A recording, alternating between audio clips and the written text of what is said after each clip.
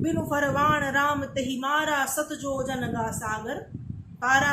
आज रावण आता है और मारीच के पास, और जब मारीच के पास आकर के बड़ी मीठी मीठी बातें करता है,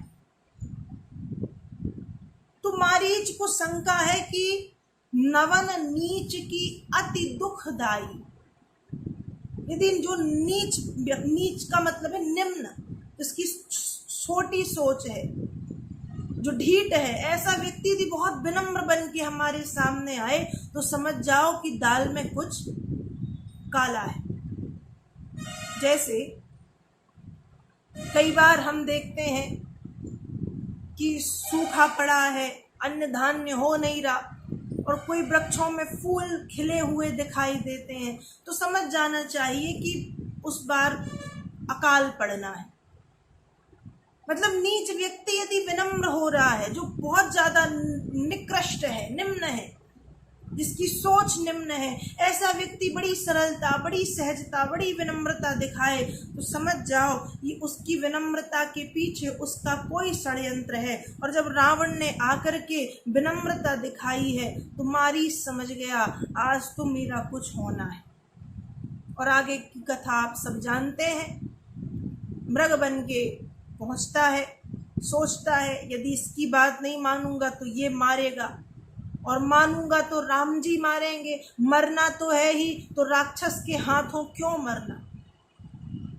जिन ब्रह्म की शरण में जाने के लिए लोग तरसते हैं, उन ब्रह्म के हाथों मरूंगा तो तर करके उन्हीं के धाम को पहुंचूंगा।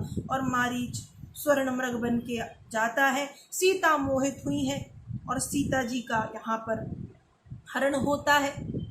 तो अरण्य कांड जो है वो संयम नियम की साधना का कांड है। इसी अरण्य कांड में प्रभु एक लीला और करते हैं।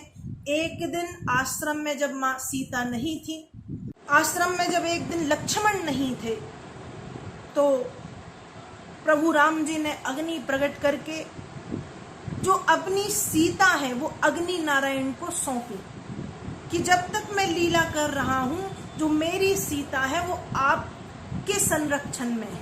आप एक पिता की तरह मेरी सीता का ध्यान रखिएगा। और भगवती सीता की छाया वहां पर प्रकट होती है। मतलब रावण जिसका हरण करता है वो भगवती सीता की छाया थी, क्योंकि ये जानते थे राम जी कि जो सीता है, यदि रावण उनका स्पर्श भी कर देगा तो वो जल करके राख बन जाएगा। इसलिए वहां पर सीता की छाया प्रकट होती है। ये शायद कुछ लोग जानते हैं, जिन्होंने रामचरितमानस पढ़ी है वो जानते होंगे, और जिन्होंने नहीं पढ़ी है उन्हें नहीं पता होगी ये बात कि प्रभु सीता की छाया प्रकट करते हैं। ये बात लक्ष्मण जी को भी नहीं पता। ये बात राम लक्ष्मण को तब बताते हैं जब अग्नि परीक्षा प्रभु लेते हैं। अग्नि परीक्षा के रूप में सीता जो अग्नि नारायण को सौंपी गई थी, उन सीता को राम जी अग्नि नारायण से वापस लेते हैं, इसलिए अग्नि परीक्षा हुई थी। तो अरण्य कांड में ये लीला भी होती है। तो अरण्य कांड त्याग के साथ संयम नियम की साधना का कांड है। यहाँ साधक की साधना में शूर्पणखा जैसी बाधाएं उत्पन्न होती है। खरदूषण मारीच रूपी माया मृग आता है, लेकिन साधक जब दृढ़ प्रति होकर के अपने धर्म मार्ग पर चलता है तो उसे विजय की प्राप्ति होती है। और अरण्य कांड यहाँ पर पूर्ण होता है। अरण्य कांड में एक और कथा आती है, सबरी, भगवती सबरी।